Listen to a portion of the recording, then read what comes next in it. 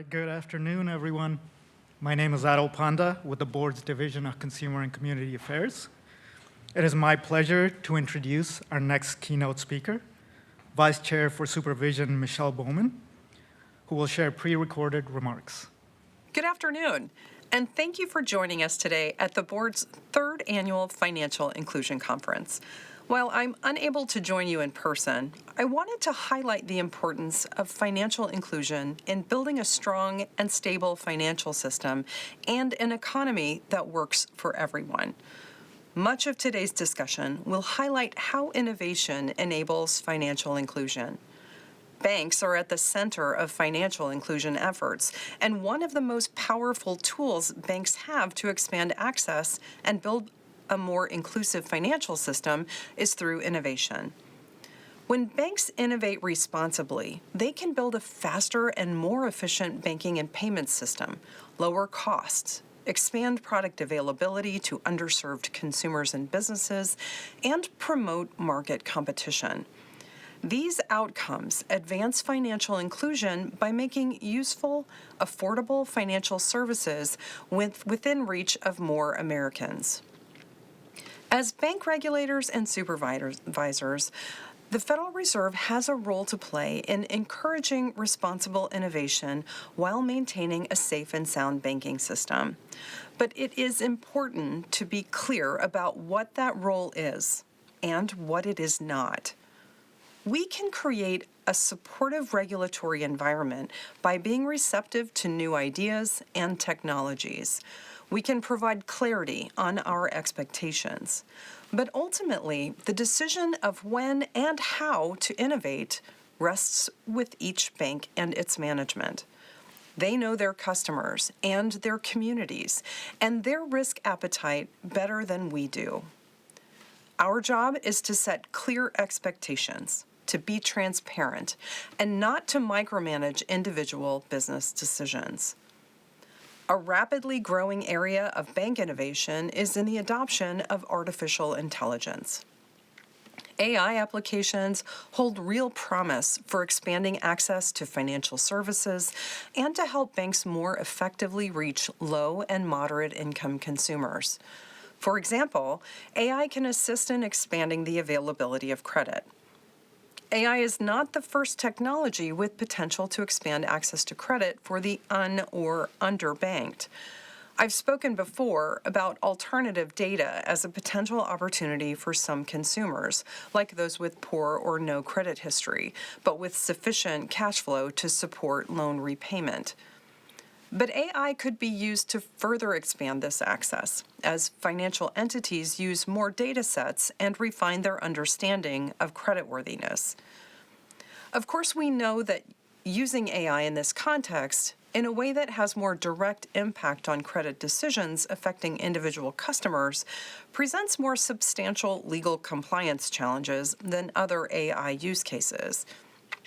So our goal must be to support responsible AI innovation. That starts with greater clarity on what level of oversight is appropriate for different AI applications. We recognize that smaller banks may not have access to the same resources as their larger peers, but still need to innovate and provide modern technology to their customers. Therefore, it is necessary to ensure that our supervisory guidance does not hinder access to and the implementation of innovation.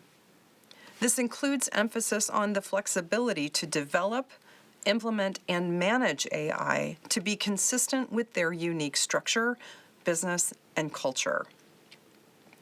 It is also important that lower-risk uses of AI receive an appropriately calibrated supervisory and regulatory touch. Financial institutions should leverage their existing risk management frameworks, adding appropriate enhancements and controls tailored to the specific risks that each AI application presents. Building on this foundation, I have prioritized work on AI as the chair of the Financial Stability Board's Standing Committee on Supervisory and Regulatory Cooperation. Earlier this month, the FSB published a report on sound practices for responsible adoption of artificial intelligence, which is a balanced examination of both AI's potential benefits and the risks financial institutions need to manage. The report draws on real-world examples of how banks and other financial institutions are already using AI successfully and responsibly. Rather than prescribing one-size-fits-all requirements, it offers practical guidance that institutions can adapt to their specific circumstances and use cases. The FSB is seeking public comment through July 22nd on this report. The report also reflects our broader commitment of maintaining an ongoing dialogue between bankers and supervisors to ensure our approach keeps pace with innovation while safeguarding safety and soundness. We have been engaging with banks on AI for nearly a decade, and as use cases expand and technology evolves, that conversation becomes even more important. In closing, I want to emphasize that responsible innovation and financial inclusion go hand in hand. When we provide clear regulatory expectations and focus supervision on material risks, banks can innovate to reach more Americans with affordable financial services. When we create unnecessary complexity or prescriptive requirements, we risk limiting the very innovation that can expand access. Financial institutions of all sizes are experimenting with approaches that can broaden access and better serve their communities. Our job is to provide the clarity and flexibility they need to innovate responsibly within appropriate guardrails. Thank you, and I hope that you have a very productive conference. Perfect remarks to lead into our session on emerging payment methods and digital access and payments inclusion. She talked a lot about new ideas and technologies and the exploration of those, and I think we have a great panel to highlight and dive in a little bit what kind of technologies and new ideas we're experimenting with and seeing in the space today. My name is Jessica Washington. I am Assistant Vice President of the Atlanta Federal Reserve. I run a research division on payments. We conduct the Federal Reserve Payment Study with the Board of Governors, and my team also participates on the Survey and Diary of Consumer Payments Choice. I've been at the Fed for about 11 years now, and I'm very excited about the panel we have today. We have some very diverse perspectives in payments. It was a great panel put together. At the Atlanta Fed several years ago, 2017, when President Bostic first took his leadership role, we started to explore one of the pain points in the 6th District, which is economic mobility and resilience. The 6th District has some of the lowest rates of economic mobility in the country. The whole country as a whole has been suffering the decline for the past century in economic mobility. And that's the ability to make more money than your parents did. I wanted to say hi to my mom, by the way. She might be on YouTube listening, and she's not watching the World Cup game. So I might tell some stories about her, so I just wanted to say hi, Mom. So President Bostic had us focus on economic mobility and resilience. The Atlanta Fed is in Transaction Alley. About 70% of card transactions flow through Georgia. And we've just been we're a fintech hub, and we were studying how to promote safer payments innovation. And the task was look for, some segue between connecting safer payments innovation with economic mobility and resilience. And most payments people were of the mind that if you just didn't have money, then we can't help you. You can't make your payments, that's the problem.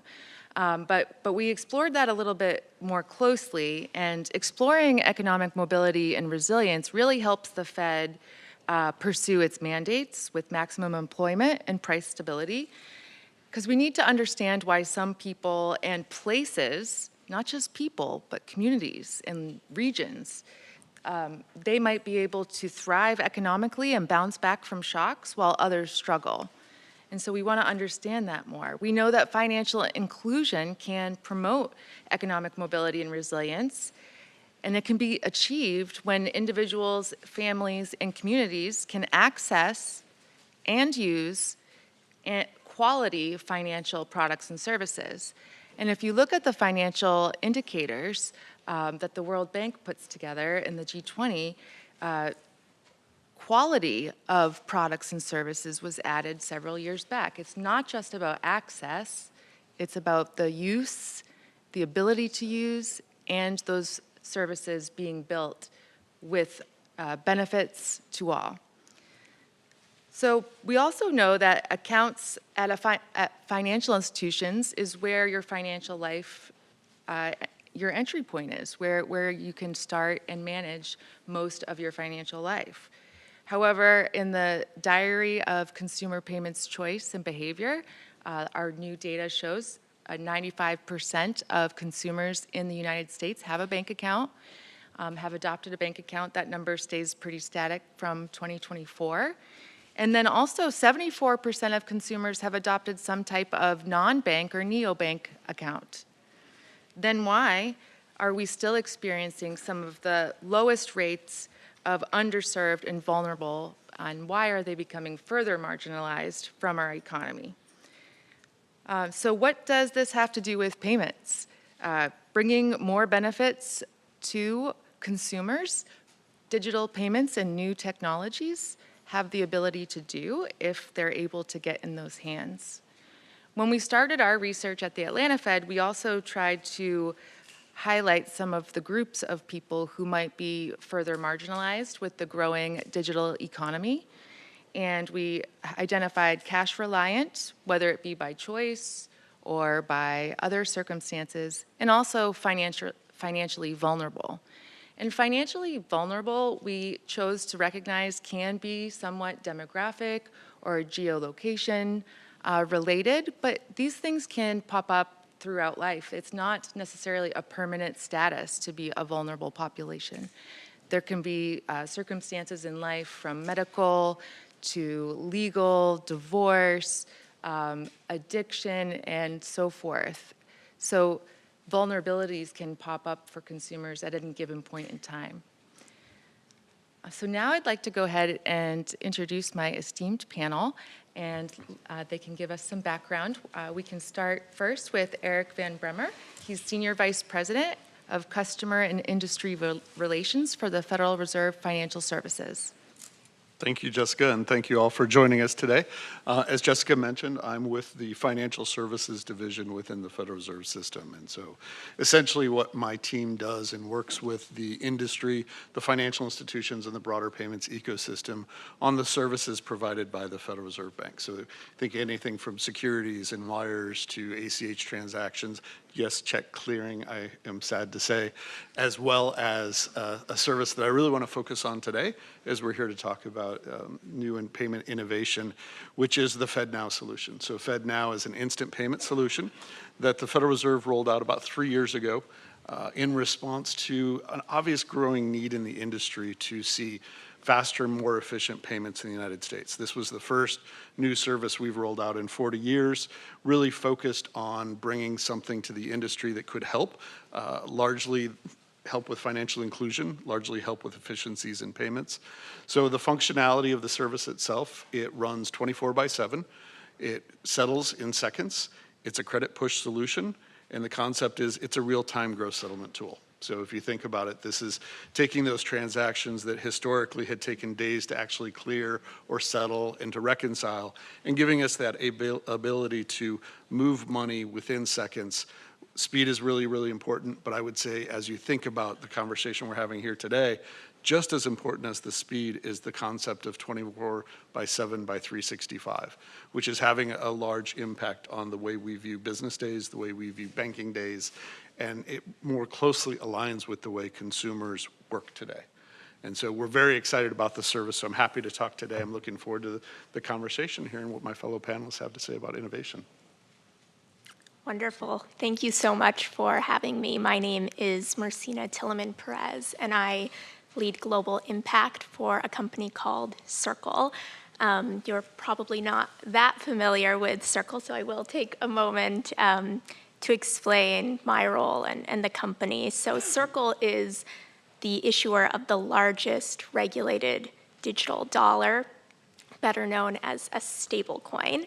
The term stablecoin is fairly broad, so it's worth saying, I think, upfront that not all stablecoins are created equal. But for the purposes of this conversation, I'll refer to the stablecoin, the digital dollar that we issue called USDC, and Circle is the sole issuer of USDC. So one USDC will only ever be worth $1.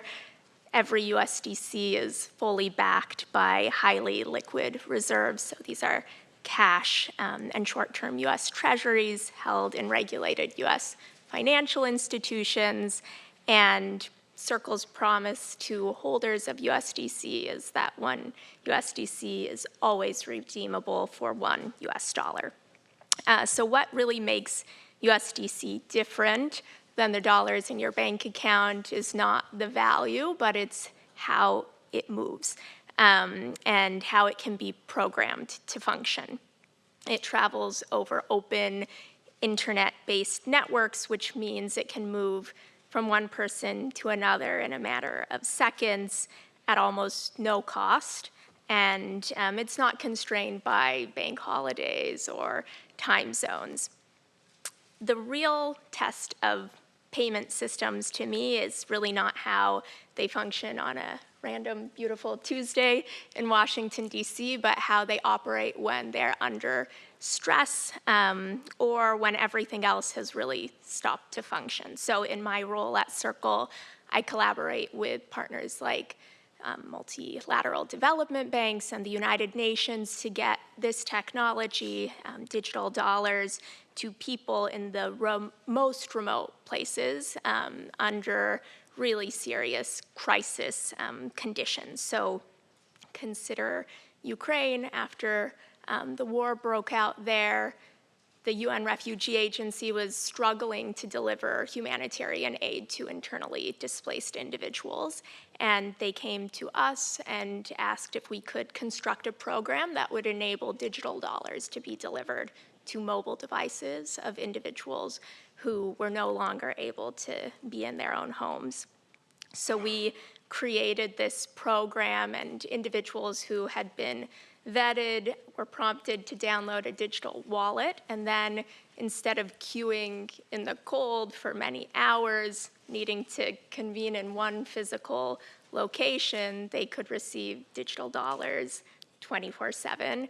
And the UN Refugee Agency could also confirm that those resources had been delivered and that individuals were able to use them effectively. So they had optionality. They could hold them in digital format, or they could cash them out at 4,500 locations across Ukraine.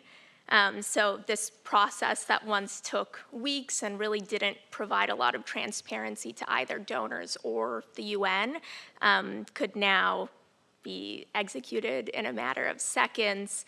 And I think really importantly, the entire value of what was sent was actually delivered. So you weren't losing percentages on FX, or even when individuals cashed out, it was done at zero cost. So I think that's the through line I hope to bring to this conversation, is that digital dollars really are not a bet on the future of money, but rather a new tool to get resources to humans instantly, wherever they are, particularly in moments when legacy payment systems are slowest or have stopped operating effectively.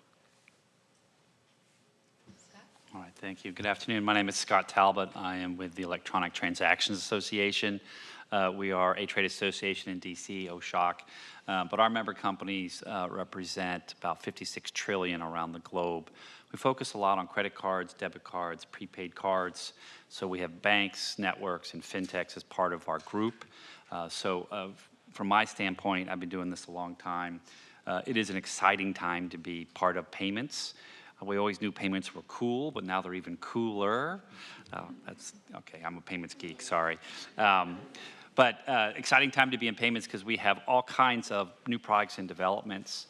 In the past, a new product would take about 7 to 8 years to really just start to get out on the hockey stick of adoption. That has shortened to about 3 years, maybe 4 if you want to press it. Largely due to COVID, the whole contactless, nobody wanted to touch anything, was a perfect storm for contactless payments, and then from there, the acceleration of the technology has just exploded. You all have your card loaded onto your phone, I am sure. If not, you should. You've got P2P, you've got prepaid, you got earned wage access, we have embedded finance, we have digital assets, the whole kit and caboodle. So really exciting time, lots of competition and lots of choices, and I'm sure we'll walk through today how those products individually and collectively are helping to attempt to address the underserved issue, how to get money to low and moderate income, or money and services to low and moderate income Americans as well as small businesses. They play a big part of this story. So happy to be here. Thanks for the invitation. Thank you, Scott. And you touch on something that I want to dive into first, is that's the range of form factors. And some are obvious. Sometimes we know we're making a payment with our mobile phone, and that's the method, that's the device. But sometimes we don't know that we're actually making a new technological innovation payment, and consumers don't realize. Consumers often think that payments are pretty fast, but we know that clearing and settlement is much different. So I wanted to ask our panel, and let me point out too, the panel we have today are representative of the payment rails in the United States. There are only so many, and this is a very, a representative sample of the actual rails that these products and services will be built on. And these are the options that are here in the United States today. So you guys have a great view of what is being used as far as the range of form factors and methodologies that are kind of taking the lead in trends and kind of coming to market. So I'll open it up for discussion on what you're seeing. You want to start? Happy to start. So just to build on my earlier comment, I think that the speed of innovation, the rapid expansion and the availability of new products and services is really cool. I don't know how old you are, but if you remember putting a credit card in and having them swipe like this, that wasn't too long ago in the relative history of money. And now your phone carries more power than the first NASA computer or something, all those fun stats. While all this is good and flashy from, as a mobile wallets, P2P, prepaid, earned wage access, et cetera, underlying all of these things is something that we believe in deeply, I know the Fed believes in deeply, and that is security and reliability.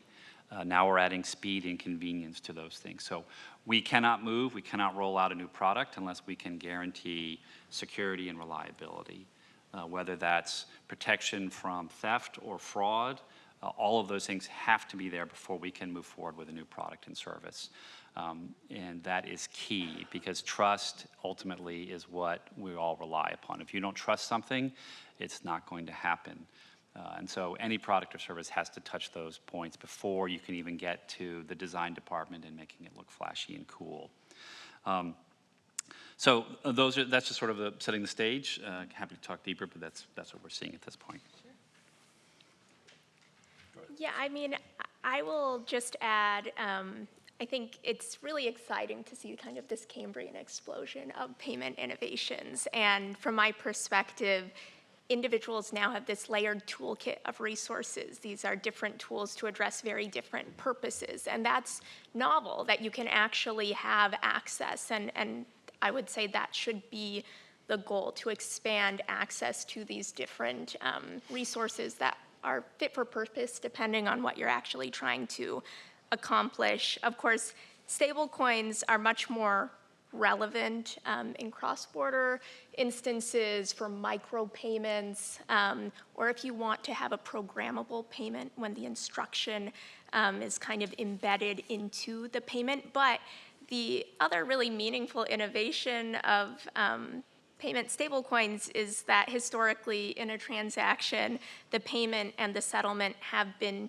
two separate things. one instruction says the money should move, and a much slower process actually moves those resources, and then what you pay for is the gap between those two things. And with something like USDC, that gap is really reduced in a very meaningful way. And so if speed is the actual goal, it is a meaningful new capability that's available to individuals. Yeah, so Jessica, maybe I'll start by giving a little bit of an update on where we're at within the growth of FedNow, and then I can talk a little bit more about what we're seeing and not seeing in the solution, because I think we rolled this service out 3 years ago. We just had our 3-year anniversary, and as I mentioned, innovation's happening very quickly, and yet that's still a fairly infant solution out in the market. And so what has been interesting for me to watch from the beginning, so if I went back in time 5 years ago and I was out talking about instant payments and the need for instant payments in the United States, I would gravitate to the conversation about a P2P solution. I would gravitate towards, you and I would go to dinner, one of us would pick up the bill and the other one would transmit the money to the other person immediately, efficiently, and we would go our separate ways. And the reality is that's not what we've started to see. With a new solution like FedNow, really where we're seeing the mass amount of our volumes are coming in the disbursements of payments. And so I think the disbursements of payment have an equally important role when we talk about financial inclusion. So I think one of the things that we'll get to today as a panel is talking about, our goal of instant payments is giving individuals the ability to get paid when they want to be paid and to make payments when they want to make those payments. And when you can get those things into alignment, that's really that efficiency that we were talking about. But where we're at today with 3 years into the service, I mentioned we're not seeing a lot of the P2P solutions, but we are touching on that disbursement value that we see with our consumers, small businesses, and low-income part of the country. And so right now, where we're at today is we've got about 1,800 financial institutions live on the network. So it's important to remember that what we're building at FedNow, at the Federal Reserve, we're not building an app. We're not building that end user experience. What we're doing is really building the connection between financial institutions and then asking them to innovate on the side of that and create that user experience. And so that's really where we're at. Volumes are still growing dramatically. We grew at about 80% volume first quarter to second quarter this year. And we're really starting to see use cases take hold that are more about delivering money out. So I like to kind of go back when I think about disbursements, thinking about things like insurance payouts, thinking about things like FEMA payments. So I will say, and I know we'll talk about use cases, but my proudest day, probably in my career with FedNow, was the first day we saw a payment from FEMA go out to a disaster relief to an individual in need. And the volumes aren't huge, they're not gonna make or break the network, but it's that understanding and knowledge that this is an individual that was in their most time of crisis, and we were able to get money into their account so that they could buy the things they needed to do to start rebuilding their life in seconds. And those are really the use cases that we're starting to see that really resonate, and starting to see things like earned wage access, which I know we'll talk about, really having that impact on the low and moderate income areas. Yeah, I think that's a good point to hit on disbursements, the value there and why. Those that are dispersing payments to consumers, and I've heard reports of their call centers, 80% of the calls that are coming in are, where is my money? When is it going to be here? When can I get it? And that kind of comes back to, the trust factor and having so many different kinds of payments that we tend to gravitate to those that we've used before, that we know, because we know what to expect. It may not be that it's a beneficial payment opportunity, but knowing what to expect gives you that trust. Trust is about shared narratives, right? So the same thing has to be happening on my side and your side. We have to have that both reality. So I think this is really interesting. The latest study, the consumer payment study, the average consumer makes 47 payments per month. And so there's a lot of choices that come with that. It also goes to say that we need to have a suite of services. We need some optionality. Cash is an option. But there's... We call that the original instant payment was cash. That's right. It's immediate and irrevocable. That's right. So like technically a cash, stable coin. when you were saying the P2P example, you just really want to replace a cash scenario. Like, if you want to make a tip or, pay someone real quick for dinner. But let's talk about speed. Because when it comes to financial inclusion and helping underserved populations, cash flow, slack, scarcity, those topics that come up, is the economics here for speed really beneficial? Is it 100% beneficial to have fast now and spend now? I would say yes, but. So speed is important. When you are sending money, you're focused on trust and confidence. When you're receiving money, you focused on speed, certainty, and convenience. So for a small business or sole proprietor or a consumer, getting that FEMA money, getting that SNAP money, the speed is key. And obviously cost will come in there as well. However, my but is that as the money comes in quickly, we also have the ability for consumers to pay their bills, which is a fantastic feature, or pay your creditors, and you can do it at 24/7, but that also means the money's coming out faster. So if you were counting in the old days on a float of a check, you put the check in the mail, you could count on 3 or 4 days before they even received it. That float is gone.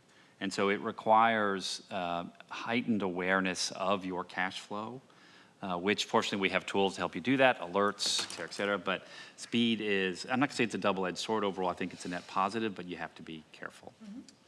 Yeah, Scott, I'd love to pick up on that because I absolutely agree that it's the but. And I think this is where that education component really comes into play because, yes, I think that speed and the ability to make payments when you want to make payments and have that go through is important. I think your example of float, my first role at the Federal Reserve 28 years ago, I was a float analyst. So that was really, I used to use green bar paper and figure out how long story. However, I think one of the challenges with the traditional concept of float is that we saw with the advent of even check imaging, a lot of people, as that transition took place, got burned by their anticipation of float. It used to be there was a generation that would write a check for their credit card, and they would anticipate that it would take 7 days to come back and hit their account. They would get paid, 6 days from now. That was great. But all of a sudden, we moved to check imaging, and we cut that from 7 days maybe down to 3. And that transition period, we saw a lot of people bouncing a lot of checks. We saw a spike in return rates here at the Federal Reserve. And I think it's that same sort of concept that now there are still people that are making those payments using a tool that they understand and value. But when that doesn't work the way it's designed, they're getting themselves into even more trouble. And so one of the components, and that's why I said opening, not just about the speed, but it's really also that reconcilement and making the payment when you want that payment to be made. And so if you're doing that bill pay and it's due on the 15th, the ability to make that payment at the end of the day on the 15th and balance, but it is going to take education. It is going to take an industry understanding that those old rules of how I made my payments and how I receive my payments are changing rapidly. And that's really what I push, this group to kind of focus on. How do we educate the industry into this new and changing world? Because it is changing very rapidly. Yeah, and the 15th is tomorrow. Just want everyone to I'll pay my bills tonight from the airport. But that's a great point, like paying your bills tomorrow, online banking to push to schedule a bill payment. If you have some sort of instance where you might have overdraft or, you can easily be kicked out of those services. It's very hard to get back into those services. So even though you may have had access before, let's talk about faster payments, faster fraud, because, and one thing, Marcina, you touched on is fit for purpose, and I like to say the purpose of the payment, because when we're talking about speed and cost, the purpose of the payment matters. Insurance and FEMA are great examples. There are things that are worth paying extra and slowing down. And you might pay extra so that we have time to, in the back end, run some risk management protocols and make sure, pump the brakes a little bit before we send, the big check out, or not check, but instant payment out. So there are reasons. And so tell me a little bit about risk management, speed, and fraud here. Like how do we manage that in this new environment? I'll go ahead and jump in because I do think, as I mentioned, I've been speaking on instant payments for quite a while, and if I had an instant payment 5 cents for every time I heard faster payments equals faster fraud, I would be retired by now. However, we understand the concept, right? So the one thing about instant payments, specifically FedNow and RTP, which is another instant payment rail in the United States, is that it is immediate. It is also irrevocable. And we know that immediacy and irrevocability tends to attract some of the fraudsters and the scams. And so therefore, we have really spent a lot of our energy investing in how do we stay ahead of the fraudsters on our side. So it'd be really easy for me to get up here and say we're having very, very little fraud on the instant payment networks, basis points of levels of fraud. I think the reality is because it is still a small, relatively small payments rail, growing in the United States rapidly, the fraudsters really haven't focused on it. It's not ubiquitous. It doesn't get to everybody. And so we know that. So we've been focused at the Federal Reserve of including value-added services in our solution from day one to try to stay ahead of that fraud. So we've been introducing things like velocity controls. We've been leveraging AI to look for anomaly detections. We've been implementing tools, and we're rolling out tools as we speak that help with payee name verification, network intelligence type information, so that prior to making that payment, much like those of you who have an experience with Zelle, if I feel like I'm making a payment to Scott, it's going to confirm Scott is the name associated with that account. And so there, again, it doesn't wipe out the scams, doesn't wipe out the fraud, but it certainly helps stay ahead of that. So we're investing heavily in the instant payment networks to stay ahead of that and not resting on our laurels. And I also think that from a fraud perspective, I talk to financial institutions every day in the United States, and across the board, what I hear is check fraud, right? Growing check fraud, huge amounts of check fraud in the industry. And so anything that we can do to move payments away from paper checks into these more secure and efficient payment rails, I think is a good thing. And I actually hope that one day I'll be on stage and someone will say faster payments equaled lower fraud. Because I do think that's the goal for all of us. Well, I think what you're pointing out, and I'm sorry, I just want to jump in real quick. What is inherent to the payment system is very important because it creates an economics of scale. So if I'm a fintech or a financial institution designing products and services for financial inclusion, and those protections are built inherently into the payment system, then I don't need to outsource additional, risk management framework. I may have to do additional, but not, fundamentally, there's already some tools in the toolbox there. Mm-hmm. I think that's really important, as opposed to a check where we can just take some nail polish remover, and clear it up. Wait, what do you do? What's Well, and I would say it's not just checks, right? Cash is also ripe for fraud, and with all of the advanced transaction monitoring that's at our disposal now, we really have much better tools to mitigate fraud with these digital resources. So I think just as the ability to commit fraud has perhaps become easier, we're actually keeping pace in terms of the tools that we have in our disposal to counteract those efforts. Yeah, I would agree. Some friction to account for checks against fraud are necessary and important. And I think if you look at the numbers, I agree with Eric that at least in the credit card space, when you think about the trillions that move, fraud is less than 1% of 1% in the credit card space. You have to separate fraud from scams. Fraud is where someone tricks you. Someone unauthorized, makes an unauthorized payment. They steal your credit card and they use it. They don't have your permission. That's fraud. A scam is when they trick you into sending money, and there's a legal difference. But the fraud numbers, at least according to the FTC, last year was like 12.5 billion. The scam number was 196 billion total. Like that's the fraud numbers are outrageous. A lot of that was underreported.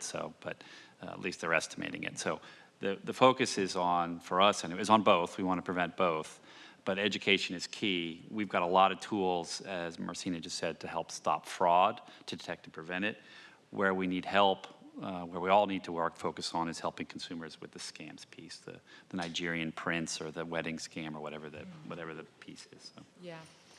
Well, I told you I'd mentioned my mom. She works at Walgreens. She's retired, and she sees a lot of people trying to buy payment products that are available, and she can spot when it could be a possible fraud situation, and sometimes she'll try to give him that double check. She's been trained really well, and she always likes to brag to me. She's like, "Oh, I stopped him from loading some money," and it's really great. Then shout out to your mom. It's a challenge because banks are legally obligated. It's your money. They have to do what you want. Right. But banks are working very hard to try and say, are you sure? Is there somebody we can call, like, to help just, even when it's Yes, obvious? yes. Some banks have resorted to having the customer sign a piece of paper that says, I know that you advised me against this, but I still did it. So if it turns out to be a scam, which some usually is, unfortunately, they can come back and say, here, we tried to help you. Yeah.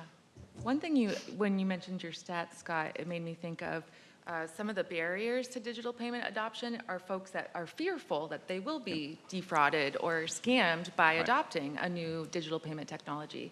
And when we did our research, we actually found that a lot of these are built on misconceptions about the actual payment device and method. And it's more, these outside circumstances that could play a role. Sure. So let's tell some stories here about unique applications or where you've seen some reshaping of financial inclusion efforts in real time on the ground. Yeah, I'll start with a anecdote about what we've seen with instant payments. It was an interesting case. I think a lot of people have heard that earned wage access is a large supporter of instant payments. It's one of the largest use cases that we see in earned wage access.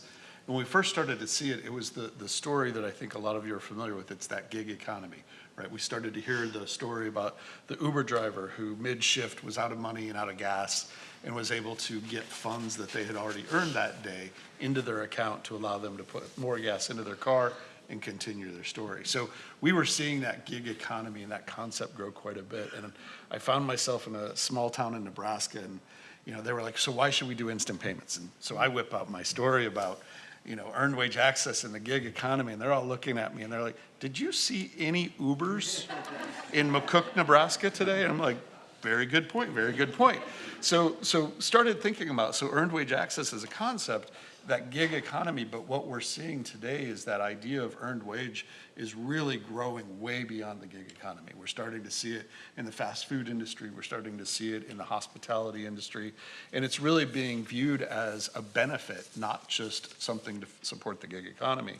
And so when I went back and talked to that financial institution about a year later, I'm a little sheepish, I don't want to mention earned wage access again, but they pointed out to me that since I had been there and they had adopted instant payments, that the poultry factory in town had adopted earned wage access. And in a lot of these cases, a lot of the more rural and low-income workers in those industries, day laborers. And in the past, some states, they had to pay them at the end of the day. You earned a day's wage, you have to pay them. And they were sitting out with a table, and they were paying them with checks, which unfortunately, they were probably taking to a check cashing store in town and paying a high rate in order to get those funds into something that they could leverage. So for me to hear that it had gone from this concept of gig, earned wages, to something that was really supporting day laborers in a small town in Nebraska really helps me see that a lot of the ways we envision instant payments, it's growing well beyond that in use cases I had never even fathomed 5 years ago. So that. Yeah, and I think that's great because in the event that some of those workers may have not had a bank account, there's still payment technologies or limited type transaction accounts that can be utilized to facilitate those instant payments. And whether it be a prepaid card or a digital wallet or some type of bank account with just, maybe some limited features and functionality so that we can get more folks able to receive those digital payments. I'd just say I mocked cash earlier, but we actually have a solution for people who are cash challenged or who rely on cash reliant. And you go online, you make your purchase, and you click on this and it prints out a barcode. You take the barcode to a local 7-Eleven, they scan it, you give them the cash, and then the 7-Eleven sends a code to the merchant to release the merchandise that was purchased. Right. So there's even this kind of technology to go help, and that helps everybody who might have cash for whatever Absolutely. reason, so it's kind of cool. Yeah. And 81% of consumers make at least one cash transaction in a month. Wow. It's still the most prevalent. Okay, you have a story, I know. Well, one, I think, important example to mention is the area of remittances. So the flow of resources from the developed world to emerging economies, and it still remains incredibly expensive. The World Bank and the UN have put a goal to get remittances beneath about 3%. I think on average, we're still hovering around 7%. And so a lot of these tools for cross-border payments, stablecoins and others have kind of tried to address the very regressive feature of kind of a fixed per transaction fee that you see, because sometimes these are very, very small amounts of money that are being sent. Maybe it's $15 or $100, but when there's a fixed transaction fee on those, it can be really meaningful to lower that. And we're seeing some really cool payment solutions emerge. Some of them are just text message based, so you can use WhatsApp. You send a payment home, and the fees can be as little as like 1 or 2% on some of these different tools that we've seen. There's one company that is very, very peer-to-peer. They're called AirTM. They operate globally, and it's much more like Uber for payments than an ATM. They promise that you can cash out in under 20 minutes for under 3% in the jurisdictions in which they're live. And that can be really life-changing for individuals who rely on that to support family members around the world. And do you know, for the cash out, are they able to use a variety of service providers for their cash out, or does it have to be a certain partner? So it's a mobile-based app, and they use both merchants, so different grocery stores, gas stations, or other entities that have cash available, but they also use individuals who are onboarded to their network. So in that regard, it would be more peer-to-peer, but there isn't one. It's not like you have to go to a MoneyGram location in order to cash out effectively. I see, okay. Excellent, thank you. How about talking about some challenges to digital payment delivery? How are we able to overcome some of the barriers to access and getting more digital payment options available to consumers who need it? Yeah, maybe I'll start, because I mentioned the growth of FedNow, and I mentioned the number of financial institutions live. I think one of the realizations for us is the access to the average consumer is not where we would like it to see. So we are seeing growth, but we're seeing a lot of fintechs that are using and leveraging instant payments through financial institutions, but what we haven't seen is a lot of those financial institutions offering up that consumer access. I mentioned earlier, we don't have an app. That's not the Fed's role. FedNow does not come with user experience. And so we're reliant, as I mentioned, on those third parties in the financial institutions. And I think it's been a little frustrating at the lack of adoption for a financial institution to offer to their consumers. Typically what we see is financial institution goes live on receiving on the network, they see the benefit of that, their customers see the benefit of that. Then they start rolling it out to their corporate clients. And so we see these corporations able to take advantage of the efficiencies. And then we talk to them and say, well, when is that going to be embedded in my banking app? And that's really where we've seen the delays. And that's, I think, to Scott's point earlier, when we're talking about the concern about frauds and scams. And I think that financial institutions are concerned about putting that power of immediate and irrevocable in the hands of some of their consumers, knowing full well that when those solutions go bad or they fall for that scam, and lo and behold, there is no unicorn that they were buying from Nigeria, they go to their financial institution to complain about that. And so I think there's a natural hesitancy from a roadmap for the financial institutions. And so even though we have this out there and we talk about access, we're not seeing the consumer access at a lot of the largest financial institutions yet. We do see it in pockets. We see, some of the credit unions who have embedded it. We see some of the organizations that have come to that, be able to leverage their mobile or their online, but it's not as broad as we would like. We're only seeing about 10% of those FedNow network participants actively sending for their consumers. And so that's an area of growth that we're really focused on. And just out of curiosity, so when we talk about trust and those shared narratives, if I'm receiving instant payment through FedNow, it's the requirement that the financial institution will have posted that in real time. Is that correct? Yep. Okay. Yep. So, yeah, that immediacy and irrevocability is once it's delivered to the financial institution, they have to post that to their customer and their account. So they're seeing the benefits of instant payments on those disbursements and the receipt points, but it isn't always parlayed in seeing the value yet on this end. Sure.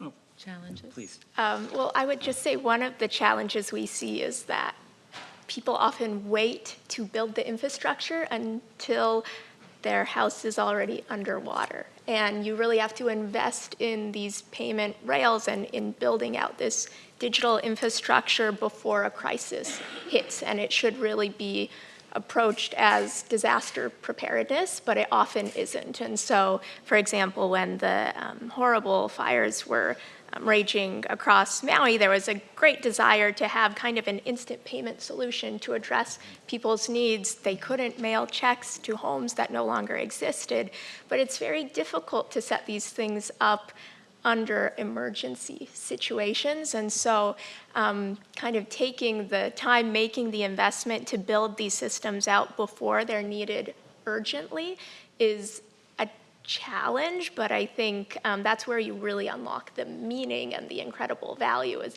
when there's an earthquake in Venezuela, you can actually just send out the resources immediately to individuals who have been affected.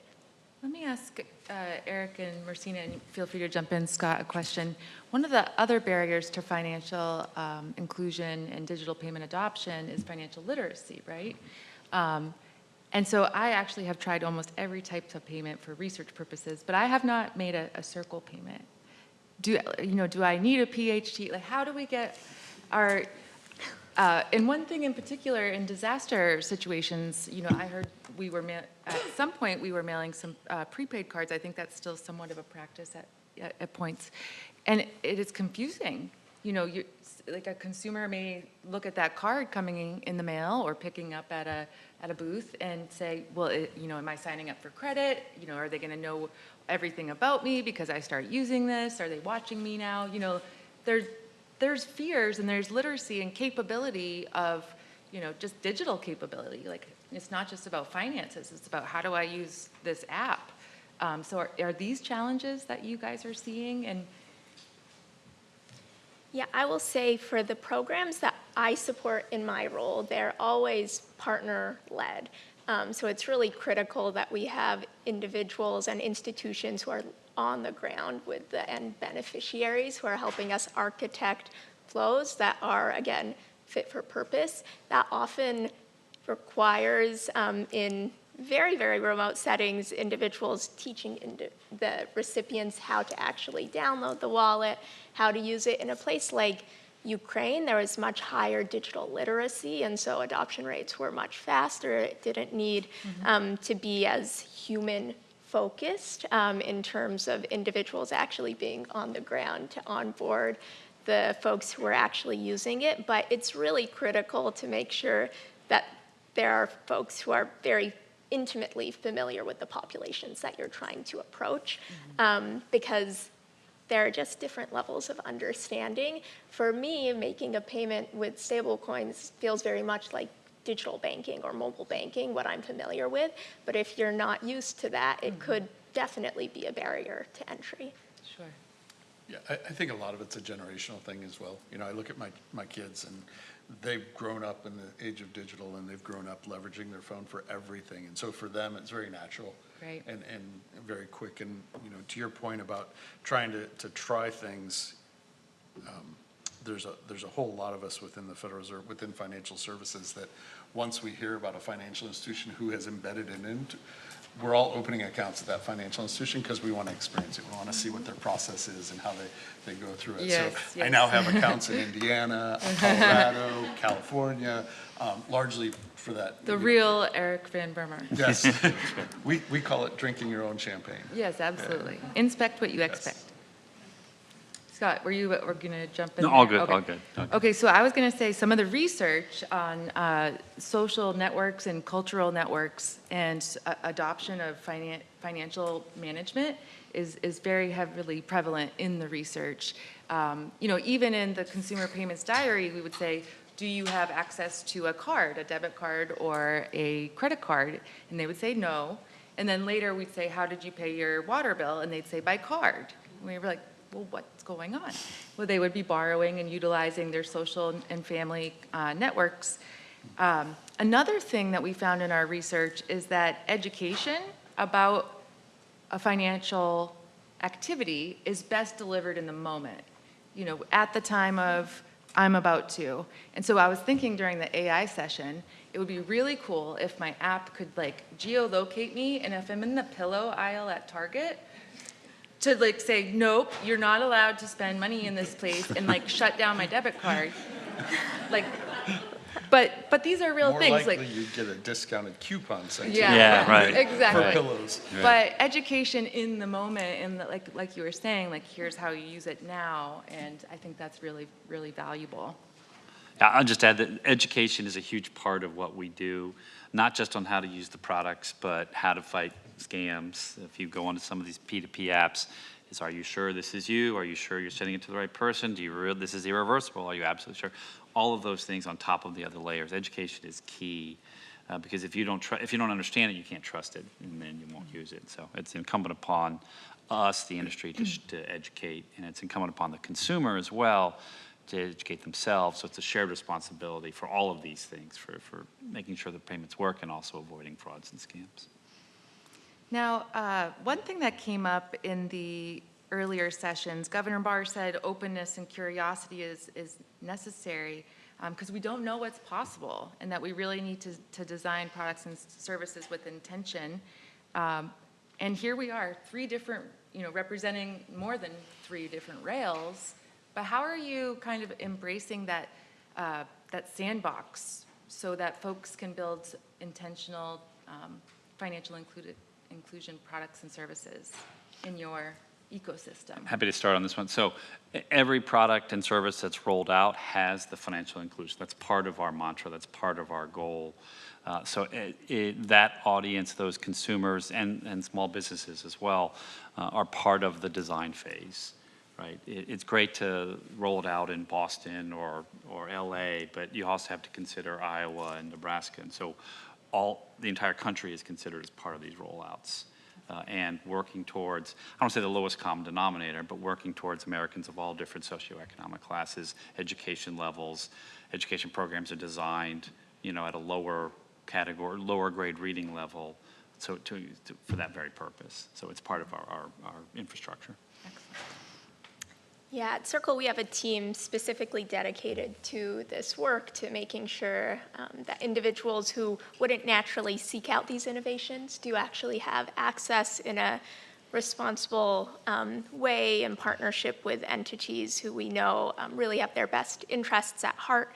And we have literal sandboxes that enable business partners to test these different tools, see what they're capable of. We're seeing some really exciting new possibilities with the advent of AI, and we're seeing micropayments, which I think we've all heard a lot about, but recently we have been able to test that stable coins are actually enabling payments as small as 1/1,000,000th of a dollar to be economically viable. And so what that opens up in terms of gig work and these types of employment that historically really haven't been economically viable domestically because of the size of payments, whether it's training AI or any of these different things, are actually becoming available, which is pretty exciting. And then through our foundation, we also work with CDFIs to enable tech readiness, not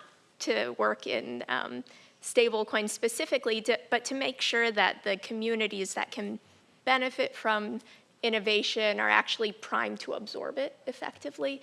And there are many steps kind of between working with a CDFI and making sure that the individuals who are receiving those loans can be effectively digitized, for example. Yeah, I'm glad you mentioned the CDFI and those micropayments. Like that really is a form of multi-factor authentication, right? And rather than giving away a whole cent and having to claw it back, you're able to economically, verify proof of identity and that they have access to that device. Yeah, I maybe we'll touch on this because I think, so I've been with the Federal Reserve for 28 years, and the first, I'd say 24 of those was only talking with financial institutions, right? That was really, we build rails in the middle, we build products for our financial institutions.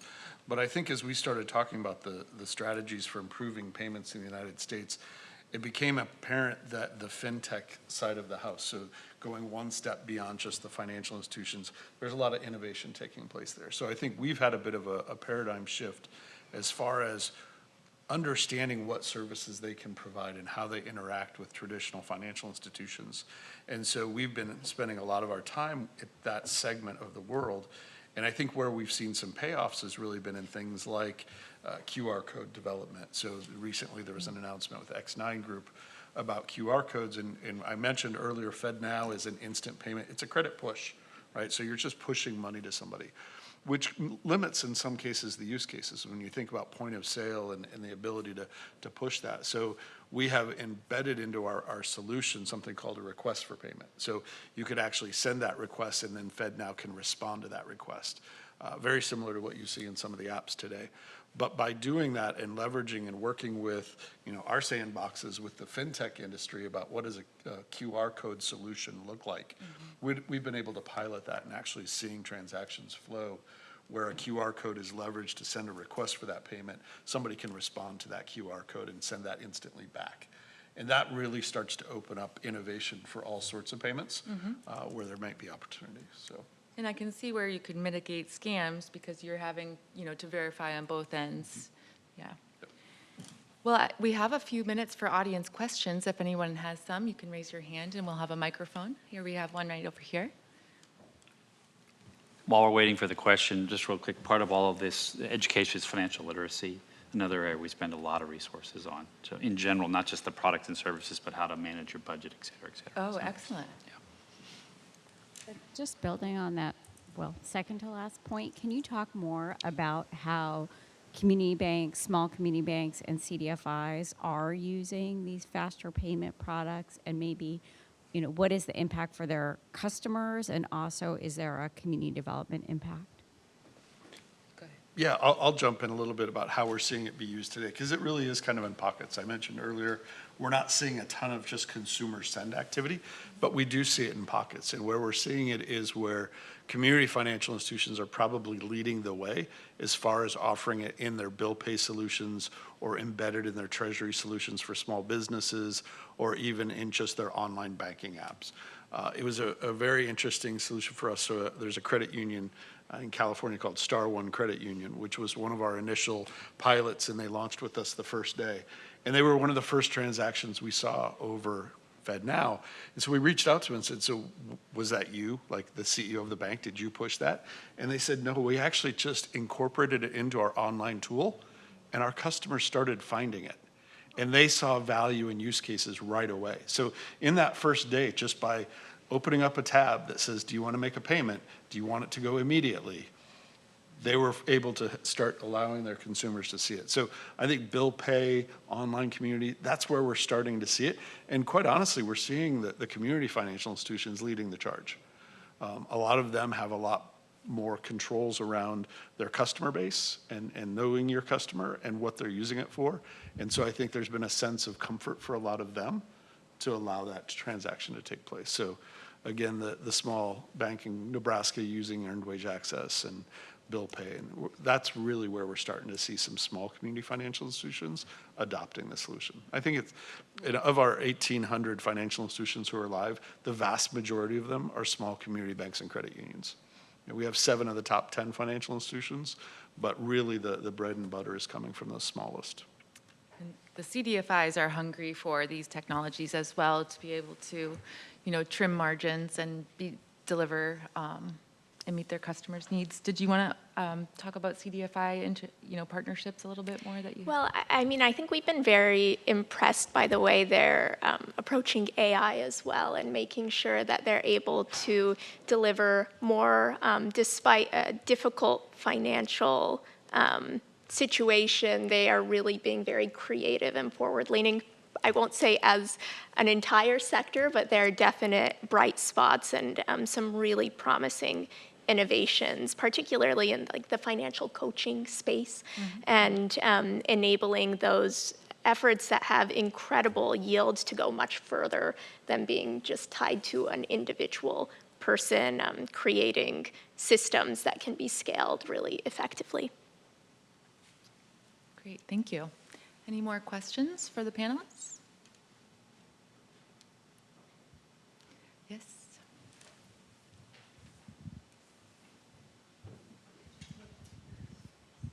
So for the stable coins, there's a lot of consumer protections for foreign remittance transfers that maybe don't apply to stable coins. Are you offering any protections for your customers?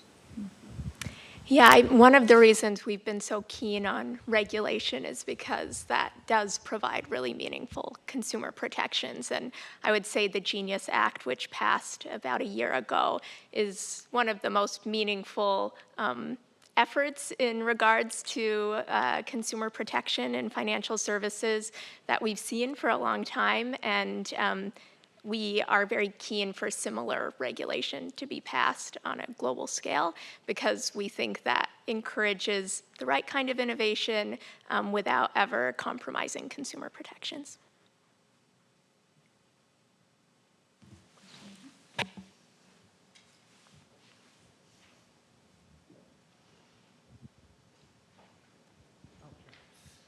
Yeah, can you hear me okay? I have a question about frauds and scams. So I just personally have noticed that a lot of the instant payments now have that second look, like, are you sure you want to send this and that kind of thing.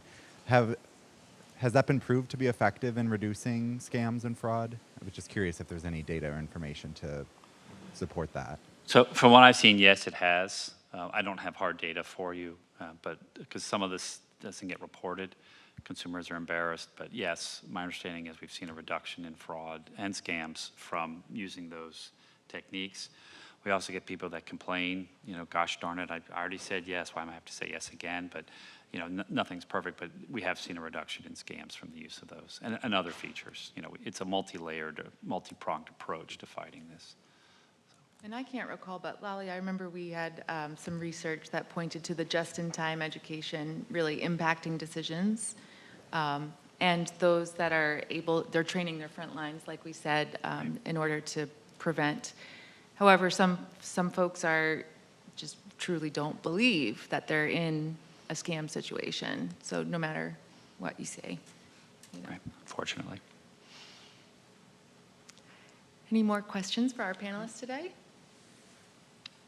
Well, thank you so much for your time and your perspectives, and I appreciate you all being here and having the opportunity to moderate today. Thank you. Thanks, everybody.